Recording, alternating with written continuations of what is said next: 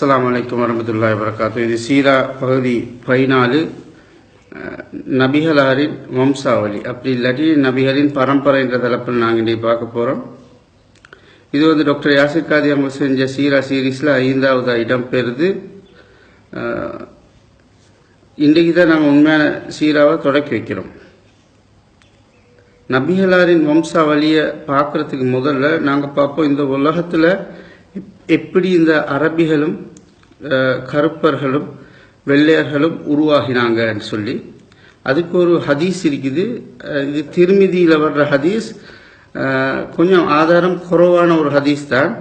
ரசூல் ஸல்லல்லாஹு அலைஹி வஸல்லம் அவங்க சொன்னாங்க, நபி நூஹ் அலைஹிஸ்ஸலாம் அவங்களுக்கு 3 புதல்வர்கள் இருந்ததாகவும், அவங்களோட பேர் சாம், யாஃபித், ஹாம், இப்படி 3 பேர் இருந்திருக்காங்க. இந்த சாம்ட வழித்தோன்றர்கள் தான் அரபிகளும் யூதர்களும்.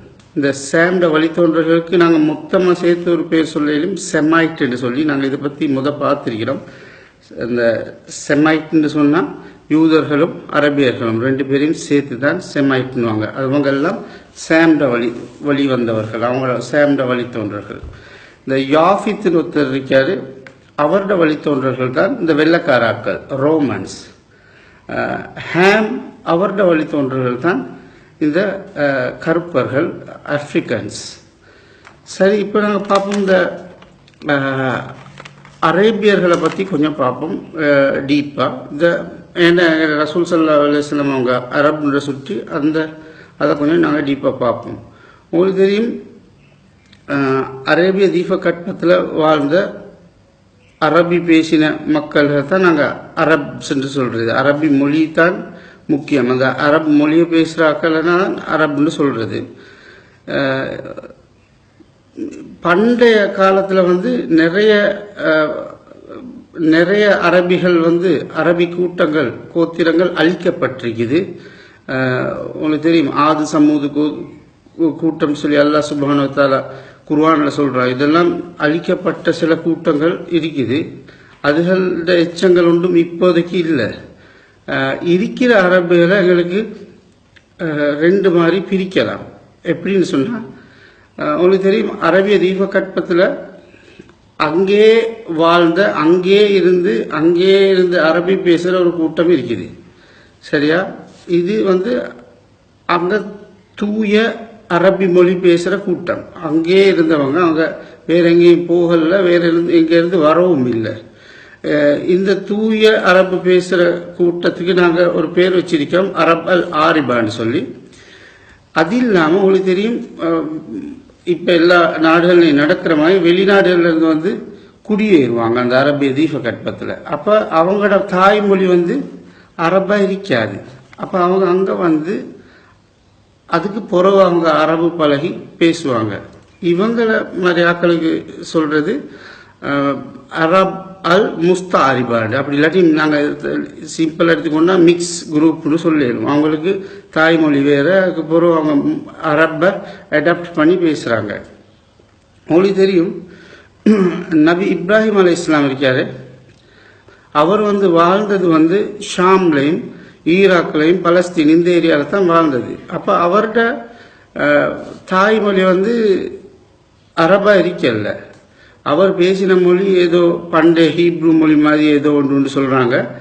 ஆனால் அவரோட தாய்மொழி அரபு இல்லை.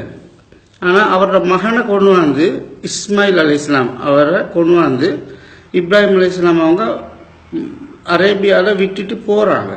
அப்போ நபி இஸ்மாயில் அலைஹிஸ்ஸலாம் அவங்களோட தாய்மொழி அரபு இல்லை. ஆனால் அவர் இஸ்மாயில் நபியை அந்த அரபு நாட்டில் விட்டுட்டு போகக்குள்ள அந்த அரபு நாட்டில் கொஞ்சம் மக்கள் வாழ்ந்தாங்க. அவங்க தூய அரபு பேசிக்கொண்டு, அந்த தூய அரபு மொழியை பேசிக்கொண்டிருந்த அந்த மக்கள் கூட்டம், அரேபிய தீப கற்பத்தில் அன்றைக்கு இருந்த அந்த மக்கள் கூட்டத்தை சொல்றது கஹ்தானின்னு சொல்லுவாங்க. கஹ்தான்.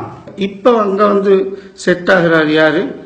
இஸ்மாயில் அலைஹிஸ்ஸலாம். இவர தாய்மொழி அரபு இல்லை. ஆனால் இவர் இப்போ அவர் அரபு பேசியே ஆகணும். அப்போ இவர் அரபு பழகிறாரு. பழகி இவர் ஒரு வேற பரம்பரையை உருவாக்குறாரு. எப்படின்னா அந்த கல்தானியில அவங்களோட வழித்தோன்றல வர்ற ஜுர்குமான்ற ஒரு குலத்தில் ஒரு பெண்ணை கல்யாணம் முடிக்கிறாரு. முடிச்சு அவர் ஒரு ஒரு பரம்பரையை உருவாக்குறாரு. இந்த கூட்டத்தை நாங்கள் சொல்றது அத்னானி கூட்டம்னு சொல்லி. அப்ப 2 குரூப் இப்ப வருது. ஒன்று வந்து கஹத்தானி அன்று அத்னானி. அத்னான் வாரது நபி இஸ்மாயில் அலைஹிஸ்ஸலாம் அவங்களோட வழித்தோன்றர்கள் இருந்து. இந்த அத்னானில தான் ரசூல் ஸல்லல்லாஹு அலைஹி வஸல்லம் அவங்களும் வாராங்க. இந்த கஹத்தான் என்று சொல்றப்படுறவருக்கு ஒரு மகன் இருந்ததா சொல்லப்படுது, யாரூப்னு சொல்லி. அவர் தான் முதல்ல அரபி பாஷையை பேசினதா சொல்லப்படுது. சரி, இப்போ ஒரு சமரியா சொல்றேன்னு சொன்னா, அந்த காலத்துல வாழ்ந்த அரபிகளை வந்து முக்கியமா 2 கூட்டமா பிரிக்கலும். ஒன்று வந்து கஹத்தானி, அடுத்தது அத்னானி. இந்த அத்னானி கூட்டத்தில இருந்து தான் எங்கட ரசூல் ஸல்லல்லாஹு அலைஹி வஸல்லம் அவங்க வாரது. இதுதான் முக்கியமா தெரிஞ்சிருக்க வேண்டிய விஷயம். உங்களுக்கு தெரியும், அந்த அத்னான் அவரோட 20வது தலைமுறையில தான் ரசூல் ஸல்லல்லாஹு அலைஹி வஸல்லம் அவங்க பிறக்கிறாங்க. ஆனா இந்த இஸ்மாயில் அலைஹிஸ்ஸலாத்துல இருந்து எத்தனாவது தலைமுறையில இந்த அத்னான் வாரான்றது சரியா தெரியாது. அதுக்கு சரியான டாக்குமெண்டேஷன் இல்லை. ஒரு 40-41 சொல்லி கெஸ் பண்றாங்க. ஆனா சரியா கிளியரா தெரியாது. இப்ப இந்த அத்னானுக்கு வர்ற அந்த 20 பேர் எங்களுக்கு நல்லா தெரியும். அத்னானோட சேர்த்தா 20 பேர். அத்னான் ஒன்று எடுத்தா ரசூல் ஸல்லல்லாஹு அலைஹி வஸல்லம் அவங்க 20. அப்ப இடையில இருப்பாங்க 18 பேர். இந்த 18 பேரையும் பத்தி எங்களுக்கு டீட்டெயிலா தெரியும். அவங்களோட பேர்கள் எல்லாமே தெரியும். அந்த 18லயும் ஒரு 8 பேர் இருக்காங்க, முக்கியமான 8 பேர். அந்த முக்கியமான 8 பேரை நான் இன்னைக்கு லிஸ்ட் பண்ணியிருக்கேன், கொஞ்சம் பாருங்க. அத்னான் முதலாவது வாரவர், அடுத்தது முதுர்ன்றது 4வது தலைமுறையில வாரது. அப்படின்னு சொன்னா முதுர்ன்றவர் அத்னாண்ட மகண்ட மகண்ட மகண்ட மகன் தான் இந்த முதுர்ற மகன் கினானா. அதுக்கு போற ஃபிகர்ன்ற ஒருத்தவர் 8வது வராரு, குசை 15வது வராரு, மனாஃப் 16, ஹாஷிம் 17, அப்துல் முத்தலிஃப் 18, அப்துல்லா 19, நபி ஸல்லல்லாஹு அலைஹி வஸல்லம் அவங்க 20வது வராங்க. இந்த 8 பேர் சம்பந்தமான இன்ட்ரெஸ்டான கதைகள் இருக்குது. அது அடுத்த சாப்டர்ல வரும். உங்களுக்கு தெரியும், ரசூல் ஸல்லல்லாஹு அலைஹி வஸல்லம் அவங்க ஹதீஸ் ஒன்று இருக்குது. என்னன்னா, அல்லாஹ் சுப்ஹானஹு வ தஆலா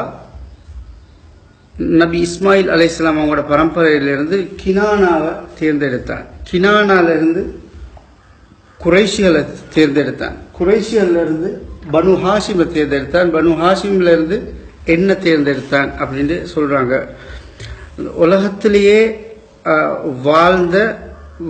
வாழ்ந்து கொண்டிருக்கிற வாழ போற இந்த பரம்பரையிலே பெஸ்ட் உன்னதமான மகத்துவமான நோபல் பரம்பரை வந்து எங்களோட ரசூல் ஸல்லல்லாஹு அலைஹி வஸல்லம் அவங்களோட பரம்பரை தான். அது ஏன்னு சொல்லி உங்களுக்கு விளங்கும்.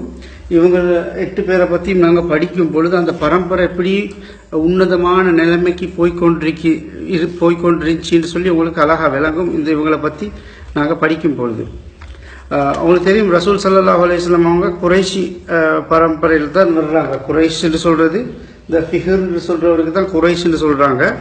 அதை பற்றி நாங்கள் குறைக்கு பார்ப்போம். அந்த குறைஷியல் சம்பந்தமான இன்னும் ஒரு ஹதீஸும் இருக்கு. அது என்னன்னு சொன்னா, ரசூல் ஸல்லல்லாஹு அலைஹி வஸல்லம் அவங்க சொல்லியிருக்காங்க, எனது உம்மத்தின் தலைவர்கள் குறைஷியலா இருக்க வேண்டும் அப்படின்னு சொல்லி ஒரு ஹதீஸ் இருக்குது.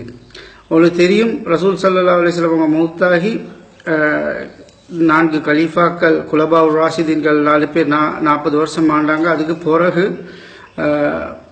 ஒரு 1000 வருடம் எது வரைக்கும்னு சொன்னா 15ஆம் நூற்றாண்டு வரைக்கும் உமையாக்களும் அப்பாசியர்களும் ஆண்டாங்க. இந்த கிட்டத்தட்ட 1000 வருஷம். இந்த 1000 வருஷம் ஆண்டது முற்றுமுழுதா ஆல்மோஸ்ட் எல்லாருமே குறைஷியர்களாகத்தான் இருந்தாங்க. அதுக்கு பிறகு வந்த 15ஆம் நூற்றாண்டுக்கு பிறகு வந்த இந்த உத்மானியர்கள், இந்த ஒட்டோமன்வாங்க ஆங்கிலத்தில், அவங்க துருக்கியை சேர்ந்தவங்க. இவங்க தான் இந்த கிலாஃபத்தை இந்த குறைஷியரோட கையில் கொடுக்காம அவங்களே வச்சு கொண்டாங்க. இதுக்கு பிறகு நான் பேச போறது கதை கேட்கிற ஆக்களுக்கு கொஞ்சம் போரிங்காக இருக்கும். படிக்கிற ஆக்கள் இதை கொஞ்சம் பார்க்கலாம். உங்களுக்கு தெரியும், நான் முதல் சொன்ன மாதிரி இந்த அத்னான்றவர 20வது தலைமுறையில் தான் முஹம்மது நபி ஸல்லல்லாஹு அலைஹி வஸல்லம் அவங்க பிறக்கிறாங்க. அப்ப இவங்க 2 பேருக்கும் இடையில உள்ள எத்தனை வருடங்கள் இருக்கும் கணக்கு பண்ணலாம். அது எப்படின்னு சொன்னா, ஒரு தலைமுறையை கிட்டத்தட்ட 32 33 இந்த வயசு அந்த மாதிரி தான் பார்ப்பாங்க. அப்ப 20 தலைமுறைகள்ல எத்தனை இருக்கும்னு சொல்லி எங்களுக்கு கணக்கு பண்ணலாம். அதுக்கு நாங்க ஈஸியா பார்க்கறது எப்படின்னு சொன்னா, 3 தலைமுறை 100 வருடங்கள். அப்ப 20 தலைமுறையில எத்தனை வருஷம் இருக்கும்னு பார்க்கலாம். அது கிட்டத்தட்ட கணக்கு பண்ணினா 660 வருடங்கள் சொல்லி வருது. அப்ப அதனாலுக்கும் முகமது நபி ஸல்லல்லாஹு அலைஹி வஸல்லம் அவங்களுக்கும் இடையில உள்ள அந்த ஏஜ் கேப் 660 வருஷங்கள். அது சரி ஏன்னு சொன்னா, ஈசா நபி பிறந்த 570 வருஷங்களுக்கு பிறகுதான் நபி ஸல்லல்லாஹு அலைஹி வஸல்லம் அவங்க பிறக்கிறாங்க. இந்த அத்னான்றவரோட மகன் மஅத்ன்னு சொல்லி ஒருத்தர் இருந்திருக்காரு. அவரும் ஈசா நபியும் ஒண்டா வாழ்ந்திருக்கிறாங்க. அப்படின்னு சொன்னா இந்த கணக்கு சரியா பெர்ஃபெக்டா மேட்ச் ஆகுது. ஆனா இந்த இஸ்மாயில் நபிக்கும் அத்னானுக்கும் இடையில் உள்ள அந்த எத்தனை தலைமுறைகள் இருந்துச்சுன்றதுக்கான ஆதாரங்கள் எதுவும் இல்லை. கெஸ் பண்றாங்க 41 இல்லாட்டி 40 இருந்திருக்கலாம்னு சொல்லி கெஸ் பண்றாங்க. அப்படின்னு சொன்னா இவங்க இஸ்மாயிலுக்கும் அத்னானுக்கும் இடையில் உள்ள ஏஜ் கேப் கிட்டத்தட்ட ஒரு 1200 300 அந்த மாதிரி ஒரு கணக்கு கொண்டு வரும். இந்த ஆதம் நபிக்கும் இஸ்மாயில் அலைஹிஸ்ஸலாம் இவங்களுக்கும் உள்ள வித்தியாசம் எத்தனை தலைமுறைகள் இருந்துச்சுன்றது அதுக்கு முஸ்லீம் சோர்சஸ் முஸ்லீம் புக்கில் எந்த ஆதாரங்களும் இல்லை.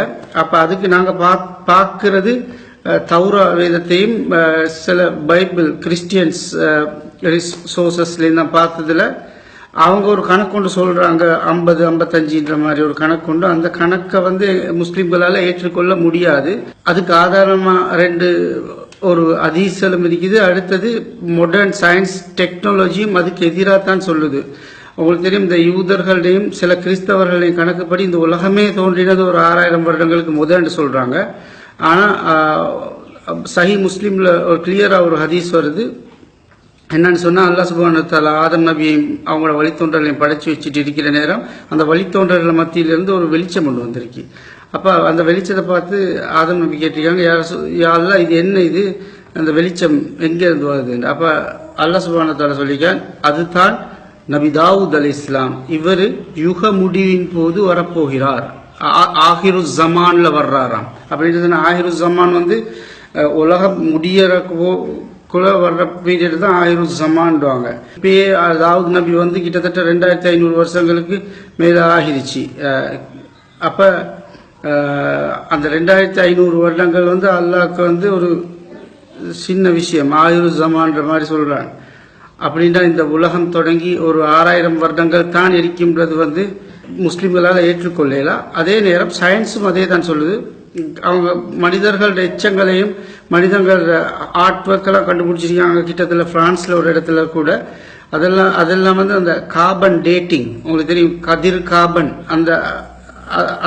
அதை வச்சுக்கொண்டு எங்களுக்கு எக்ஸாக்டா டேட்டா சொல்லும். இந்த பழைய மனித எச்சங்களை வச்சுக்கொண்டு அதோட வயசை சரியா சொல்லும். அதுபடி பார்த்ததுல நிறைய மனித எச்சங்கள் காட்டுது 20,000 30,000 வருடங்கள் பழமையான. அதனால இந்த யூதர்களையும் சில கிறிஸ்தவர்களையும் கருத்தை எங்களால ஏற்றுக்கொள்ள முடியாது. சரி, நாங்க அடுத்த நியூ சாப்டர்ல இன்ட்ரெஸ்டான ஸ்டோரிகளோட சந்திப்போம் இன்ஷா அல்லாஹ். இன்றைக்கு போனேன். அஸ்ஸலாமு அலைக்கும் வரஹ்மத்துல்லாஹி வபரகாத்துஹு.